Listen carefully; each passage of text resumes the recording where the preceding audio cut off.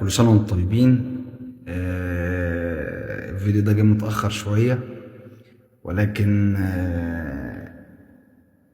دايما كنت ببقى بعمل فيديوهات. بس كانت الفيديوهات اللي أنا كنت بعملها الأول، يعني كان في انتقادات كتير، وكل الناس اللي بتحبني والناس القريبين مني سواء أهلي صحابي ما كانش عاجبهم. بس ما كانش حد بيحب ان هو يقول لي او يزعلني او الكلام ده. ولكن بعد كده الحمد لله رب العالمين، اخدت الانتقادات واخدت من الناس اللي هي بتحبني فعلا وعايزه تشوفني حاجه كويسه، وهم شايفيني بصوره انا ما كنتش واخد بالي منها. فابتديت ان انا اغير من نفسي، واخدت الموضوع يعني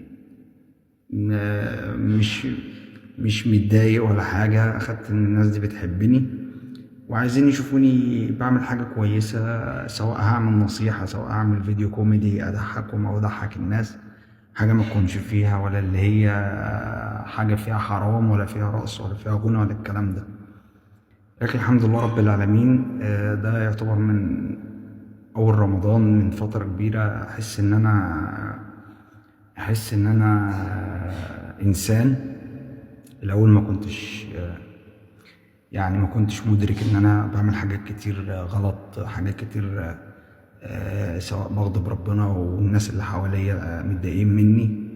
ما كنتش مدرك الكلام ده. الدنيا والحياة غرتني كتير جدا، ولكن الحمد لله رب العالمين، الواحد بيحاول بقدر الإمكان إن هو يغير من نفسه. والواحد واخد دلوقتي الموضوع يعني على محمل الجد، بيحاول ان هو يطور من نفسه. الحمد لله، يعني الواحد دايما في كل صلاة بيدعي من ربنا ان هو يثبتني يعني ويثبت الجميع ويهديني لنفسي، لان النفس امارة بالسوء. ربنا يهدينا لنفسنا جميعا. وكل عام وانتم بخير، كل عام وكل الناس طيبة، وكل عام وانتم متجمعين في وسط بعض ونحب بعض ونخاف على بعض ونحترم مشاعر بعض. وفي دعاء أنا حابب إن أنا أشاركه معاكم. يا رب أكون سبب في إن ناس كتير تعرف الدعاء ده وتحفظه.